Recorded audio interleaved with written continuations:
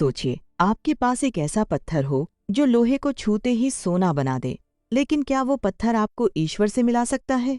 आज हम बात करेंगे एक ऐसे ही विद्वान ब्राह्मण की, जिनके पास साक्षात माता रुक्मिणी का दिया परिस था, फिर भी उन्हें एक दर्जी संत नामदेव के चरणों में झुकना पड़ा। आखिर क्यों? चलिए जानते हैं संत परिसा भागवत की ये अद्भुत कहानी।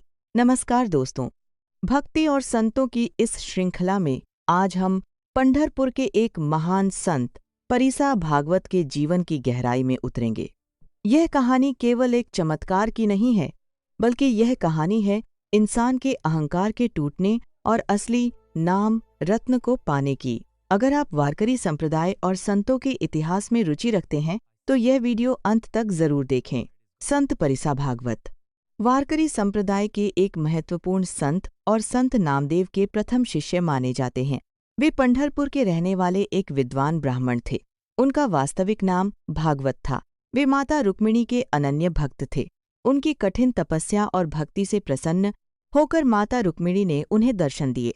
जब देवी ने उनसे वरदान मांगने को कहा तो उन्होंने एक सुखमय संसार की कामना की। देवी ने उन्हें एक परिस, ऐसा पत्थर जो लोहे को स्पर्श करते ही सोना बना दे, प्रदान किया। इसी कारण उनका नाम परिसा भागवत पड़ा। परिस मिलने के बाद परिसा भागवत को अपनी सिद्धियों और धन पर गर्व हो गया। वे खुद को माता रुक्मिणी का विशेष लाडला समझने लगे। उसी समय पंढरपुर में संत नामदेव की चर्चा हर तरफ थी। परिसा भागवत को लगता था कि एक साधारण दर्जी नामदेव उनसे बढ़ा भक्त कैसे हो सकता है। उनके मन में यह भाव घर कर गया कि शास्त्रों का ज्ञान और सिद्धियां उनके पास हैं, जबकि नामदेव तो केवल नाचते और गाते हैं।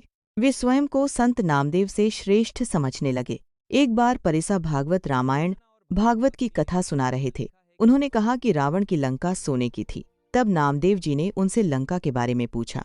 परिसा भागवत ने माता रुक्मिणी की कृपा से लंका के दर्शन किए, जहां उन्होंने देखा कि नामदेव जी वहां पहले से ही कीर्तन कर रहे हैं। इस घटना ने उनके अहंकार को पहली चोट पहुंचाई। उनकी पत्नी कमलजा ने जब नामदेव जी की पत्नी राजई को अपने सोने के गहने दिखाकर नीचा दिखाने की कोशिश की तो नामदेव जी ने परिसा के पत्थर परिस को चंद्रभागा नदी में फेंक दिया। जब परिसा भागवत क्रोधित होकर पत्थर मांगने आए तो नामदेव जी ने नदी से मुट्ठी भर कंकड़ निकाले, जो सभी परिस से बन चुके थे। नामदेव जी ने कहा, तुम्हें जो चाहिए उठा लो। यह देखकर परिसा भागवत का सारा गर्व चूर चूर हो गया। उन्हें समझ आया कि जिसके पास विट्ठल नाम का असली परिस है, उसके लिए दुनिया का सोना कंकड़ के समान है। नामदेव जी की इस अगाध शक्ति और सादगी को देखकर परिसा भागवत का अहंकार टूट गया। उन्होंने समझ लिया कि असली धन पत्थर नहीं, बल्कि नाम स्मरण है। उस काल में सामाजिक नियम बहुत कड़े थे। एक उच्च कुल के ब्राह्मण का किसी अन्य जाति के व्यक्ति से दीक्षा लेना असंभव माना जाता था।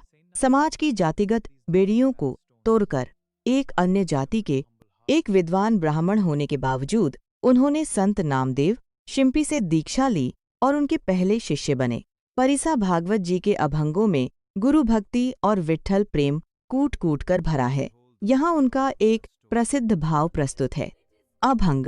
परिसे लोह पालट ले, सुवर्ण ते झालें, तैसे मज नाम देवा, तुझा चरणी केलें। अर्थ मीनिंग। जैसे परिस के स्पर्श से लोहा बदल जाता है और वह शुद्ध सोना बन जाता है।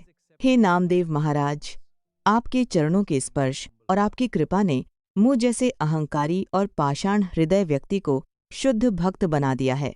यहाँ वे गुरु की तुलना परिस से कर रहे हैं। एक और प्रसिद्ध पंक्ति।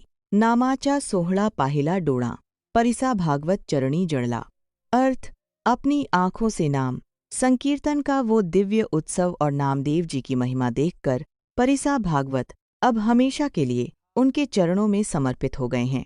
दोस्तों, संत परिसा भागवत की यह कहानी हमें सिखाती है कि विनम्रता ही असली धन है। अगर आपको यह प्रसंग दिल से छू रहा है तो इस वीडियो को अभी लाइक करें और कमेंट में जय हरि विट्ठल जरूर लिखें। यह थी संत परिसा भागवत की अद्भुत कथा। अगर आप चाहते हैं कि मैं वारकरी संप्रदाय के अन्य संतों जैसे संत चोखामेला या संत जनाबाई पर भी वीडियो बनाऊं, तो मुझे कमेंट में बताएं। ऐसी और भी आध्यात्मिक कहानियों के लिए हमारे चैनल को सब्सक्राइब करें और बेल आइकन दबाना न भूलें, ताकि आपसे कोई भी वीडियो मिस ना हो। मिलते हैं अगले वीडियो में।